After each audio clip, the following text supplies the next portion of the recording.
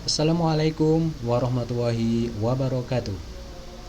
Salam hebat, salam sehat, salam semangat. Semoga di mana kita berada tetap menjaga kesehatan, taati protokol kesehatan bersama kita lawan corona. Baiklah, pembelajaran saat ini kita langsungkan saja.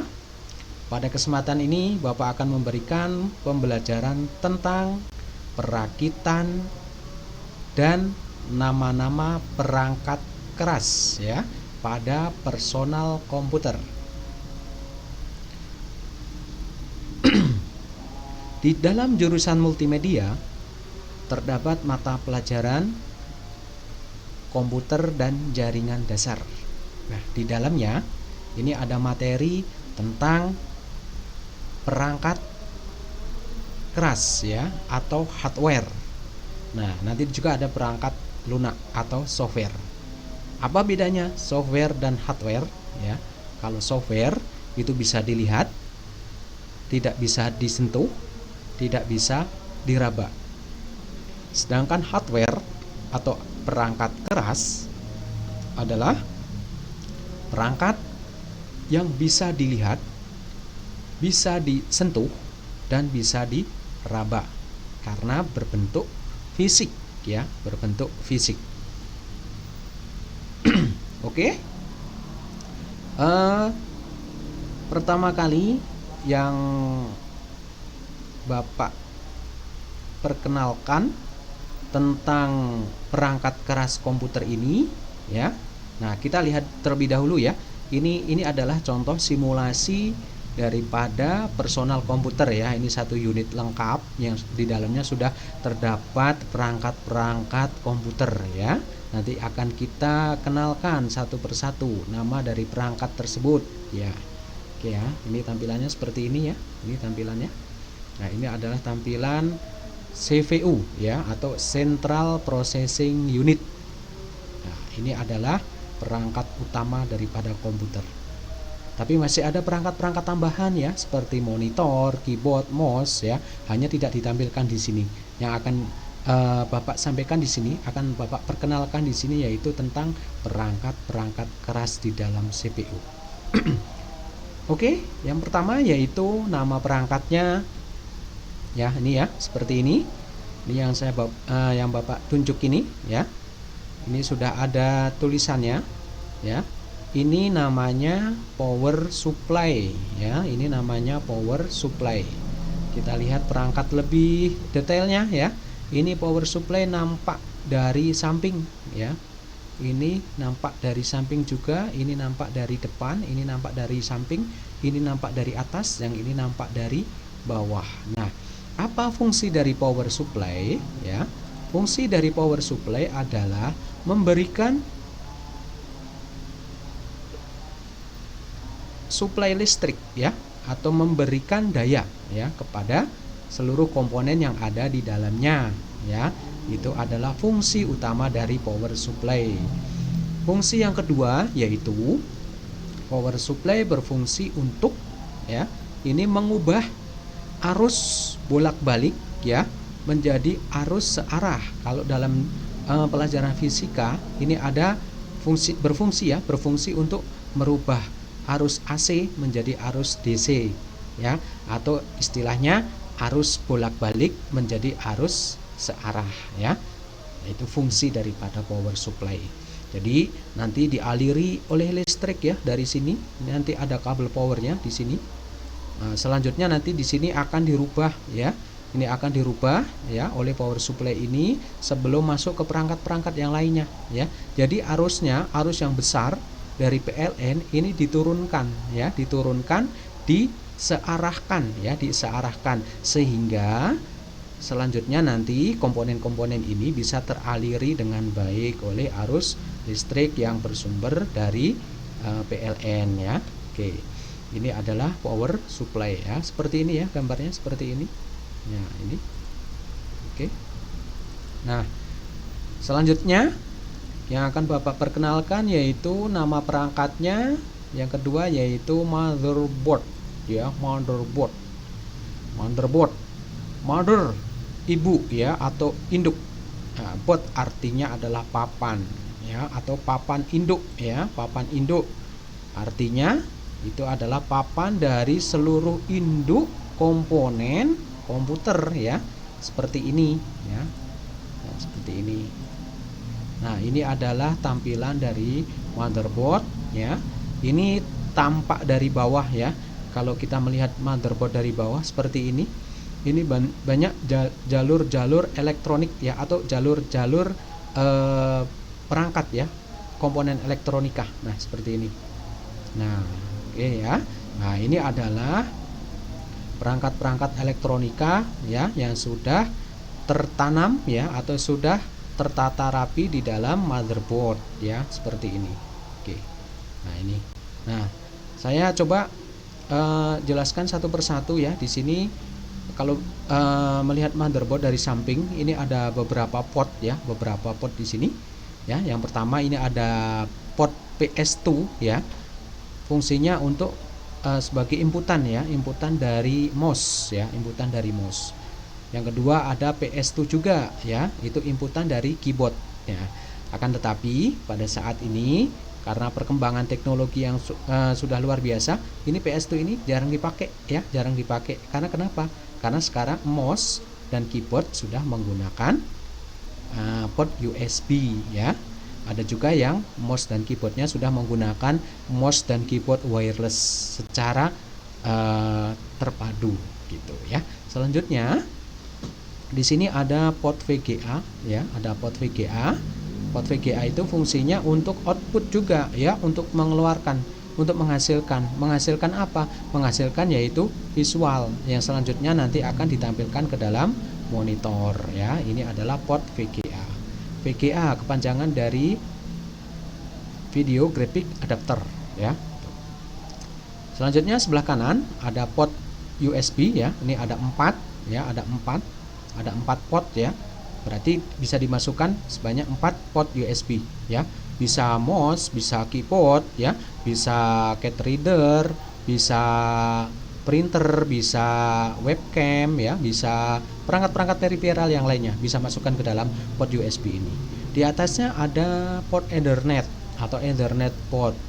Apa fungsinya? Fungsinya di sini adalah sebagai penghubung untuk jalur LAN ya, local area network ya, atau jalur internet ya, internet yang menggunakan kabel. Oke. Sebelah kanannya ada apa namanya, sebanyak port nih, bulatan 3 ini ya. Ini masing-masing mempunyai fungsi tersendiri. Yang paling atas fungsinya sebagai line in jack ya, sebagai inputan juga, inputan suara yang ini. Nah, di sini ada headphone jack ya, headphone jack. Headphone fungsinya berarti untuk mengeluarkan suara ya, bisa dihubungkan dengan headset ya, atau speaker atau sound yang lainnya ya. Di bawahnya ini ada mikrofon ya, mikrofon ini berarti sebagai inputan ya, sebagai inputan. Kalau kita pengen memasukkan suara kita ke dalam komputer, nah ada jacknya, kita masukkan ke dalam mikrofon jack ini ya. Oke.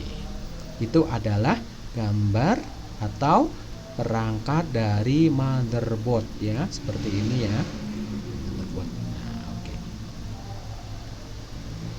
Ya, selanjutnya selain perangkat motherboard ya, di atas motherboard itu sendiri ada berbagai macam perangkat ya, ada berbagai macam perangkat. Kalau yang tadi bapak saya buka itu hanya khusus motherboard saja. Di atasnya lagi ada perangkat namanya prosesor ya. Di sini prosesor ya. Prosesor itu otak ya, otak daripada komputer itu. Kalau manusia punya otak, kalau komputer itu otaknya namanya prosesor ya, prosesor. Nah, kita coba lihat ya, prosesor ya. Tapi untuk simulator ini tidak menampilkan prosesornya ya, atau otaknya. Tapi di sini hanya ditampilkan pendingin ya, pendingin dari prosesor itu, atau namanya heatsink ya, namanya heatsink ya, seperti ini ya, heatsink. Nah, seperti ini ya, heatsink. Nah, ini heatsink tampak dari atas ya, ada ada kabel ya. Ini yang terhubung ke dalam arus listrik ya. Kabel ini nanti yang memberikan energi listrik ke dalam kipas ini ya. Nah, ini nampak dari bawah. Nah, prosesor ini letaknya di bawah ini ya, di bawah ini. Nah, ini letak prosesor, letak otak daripada komputer itu di sebelah sini nih ya, di sebelah sini.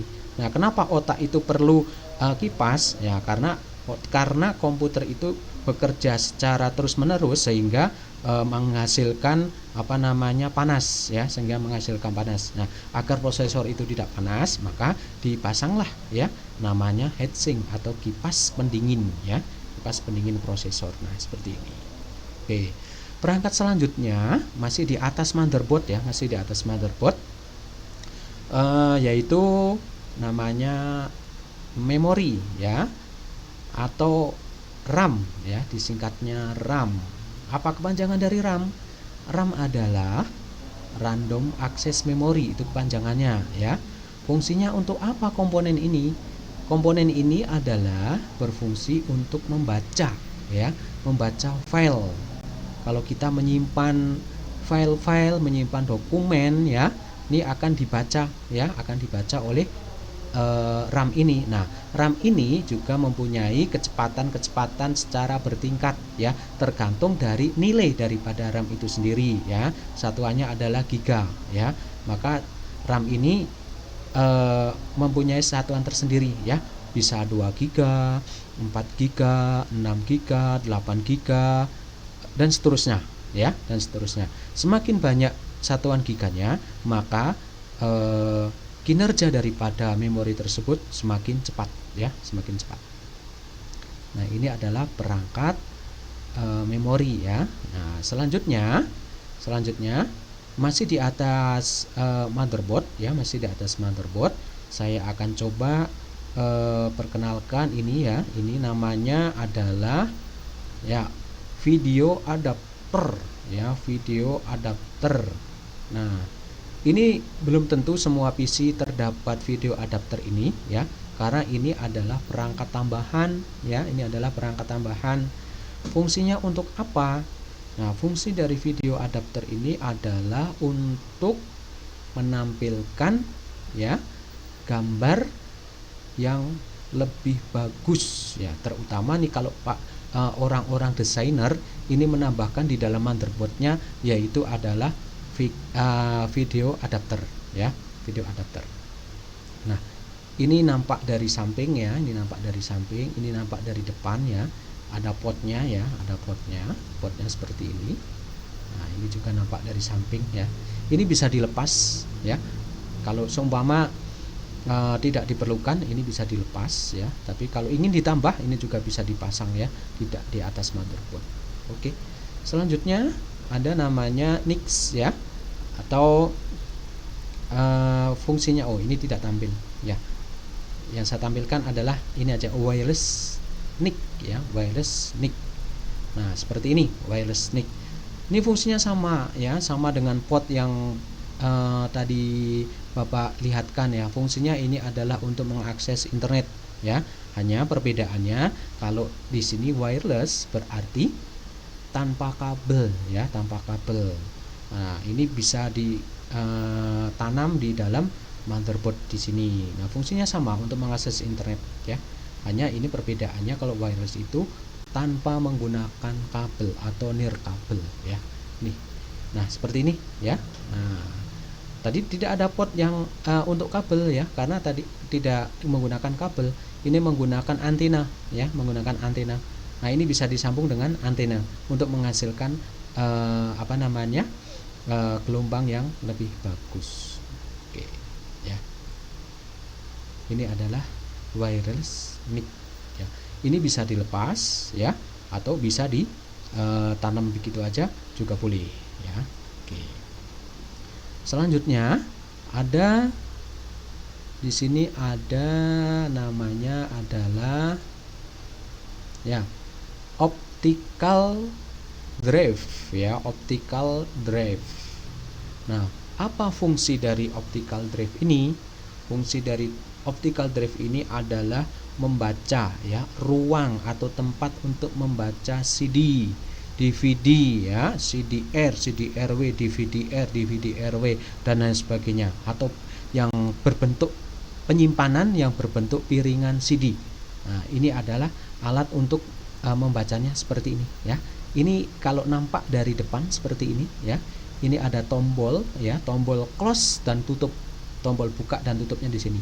Kalau ini ditekan maka dia akan membuka ya, pintunya akan membuka. Selanjutnya nanti CD-nya dimasukkan ke dalam situ. Nah, ini nampak dari depan, ini nampak dari samping ya, ini nampak dari samping, ini nampak dari belakang. Nah, nampak dari belakang ini ada kabel-kabel, ada port-portnya ya. Ini ada digital audio konektor ya, ada analog audio konektor ya, ini ada jumper pin. Terus ini ada PATA ya. PATA itu kabel yang jenisnya itu tebal ya, jenisnya tebal. Nah, ini menggambarkan optical drive ini yang model lama ya. Kalau yang model baru portnya cuma ada dua ya, ada dua, ada SATA power dan SATA data ya.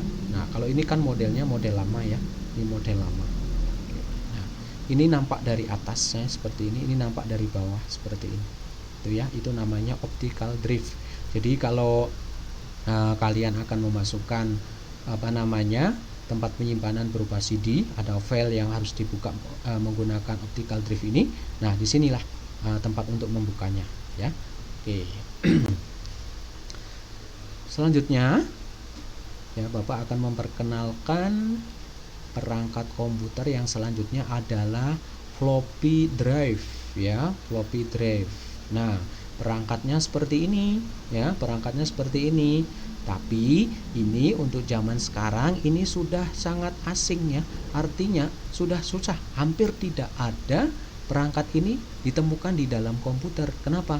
Karena perangkat ini sudah tidak lagi dipakai ya. Ini terakhir dipakai sekitar tahun 2005 2006 ya. Nah, tempat penyimpanannya namanya disket ya, tempat penyimpanannya namanya disket. Nah, sekarang sudah tidak berlaku lagi ya disket ya. Oke. Nah, ini udah nggak dipakai lagi ya. Maka Bapak tidak akan menjelaskan secara detail ya. Oke. Nah, selanjutnya nih juga nggak kalah pentingnya ya. Ini adalah perangkat namanya hard disk ya, atau HDD. Nah, kalau ada tulisan HDD itu berarti kepanjangannya yaitu hard disk drive ya, hard disk drive. Oke, kita coba lihat ya secara detailnya. Nah, ini adalah hard disk drive ya, HDD.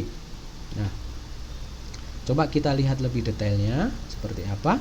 Ini nampak dari belakang ya, ini nampak dari belakang. Nah, ini nampak dari depan ya, nampak dari depan. Nah, ini terdapat port ya, ada port, ada port konektor ya, port konektor seperti ini ya. Di sini ada SATA power ya, SATA power konektor. Nanti Bapak akan lihatkan seperti apa kabel SATA ya, kabel power seperti apa ya, kabel PATA seperti apa ya. Nah, di sini ada SATA data konektor ya, SATA data konektor. Nah, ini fungsi utama di sini aja nih sebagai penghubung. Kalau ini yang berasal dari listrik, kalau yang ini untuk data ya. Oke. Nah, ini fungsinya hampir sama kalau yang ini ya. Nah, ya untuk saat ini yang sering dipakai ya ini konektor yang ini ya, SATA power konektor dan SATA data konektor. Kalau ini yang menggunakan power yang model lama ya, model lama. Oke. Ini kalau ini ya hard disk ya, nampak dari atas ya, nampak dari atas. Di situ terdapat merek atau brand ya, dan terdapat juga tulisan ya tentang dari spesifikasi dari hard disk tersebut ya. Ada yang 350 GB, ada yang 500 GB, ada yang 1 tera, 2 tera dan seterusnya ya, tergantung dari yang akan pasangnya berapa ya gitu. Fungsi daripada hard disk ini adalah sebagai tempat penyimpanan data ya, sebagai tempat penyimpanan data ya. Nah, ini kalau dibuka hard disk ini terdapat piringan ya, yang di dalamnya ada seperti jarum ya untuk membaca ya. Karena ini cara pengoperasiannya ini adalah berputar ya. Jadi terdapat piringan ya, terdapat piringan. Nah, piringan itu fungsinya untuk menyimpan ya, menyimpan data. Baik itu sistem, dokumen, video, gambar dan lain sebagainya ya. Semuanya disimpan di dalam sini. Oke. Selanjutnya ya, ada kabel ya, tadi yang saya sampaikan tadi. Nah, ini ya. Ini namanya kabel SATA ya, kabel SATA. Nah, ini bisa berwarna merah ya. Macam-macam, kalau di pasaran ada yang berwarna merah, warna biru, warna hitam ya. Ya, tapi kebanyakan warna merah. Oke. Ya, dia terdapat dua ujung ya. Ujungnya ini ditandakan ya, paling ujung sini.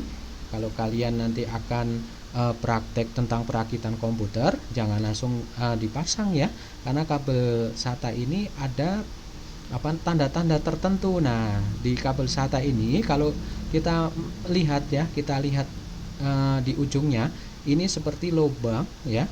Ini letter L ya, letter L. Nah, nanti dipasangnya juga harus ngikutin ya. Dipasangnya harus ngikutin letter L seperti ini, jangan sampai kebalik. Kalau kebalik nanti tidak akan masuk ya. Nah, ini adalah kabel ya, kabel penghubung. Oke. Nah, ada juga tadi yang saya sampaikan, ada namanya kabel patah ya, patah ya, kabel patah. Nah, seperti ini kabel patah, lebar ya, lebih besar ya, lebih besar. Nah, ini sekarang juga sudah nggak muncul lagi, jarang sekali dipakai ya. Ini model lama ya, model barunya adalah kabel SATA ya. Ini untuk menghubungkan ke floppy ya, atau ke tadi itu drive ya, ke drive sini, optical drive ya. Nah, itu adalah nama-nama perangkat ya, perangkat dari personal komputer. Nah, ini ya, ini CPU nampak dari depan ya, tapi posisinya ditidurkan. Oke ya, oke ya.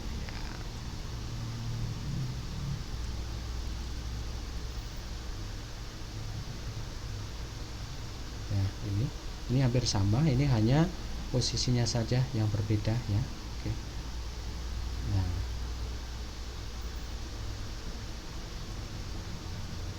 Nah, itulah nama-nama perangkat komputer ya, nama-nama yang cukup sederhana tapi sangat kompleks dan sangat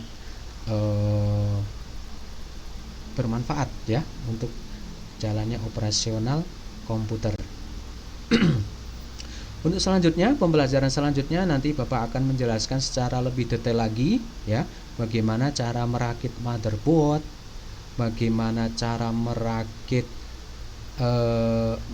menerapkan RAM ya, bagaimana cara membongkar PC, bagaimana cara merakit kembali casing dan lain sebagainya ya. Simak terus tutorial video pembelajaran ini. Jangan lupa like, subscribe dan komentarnya ya.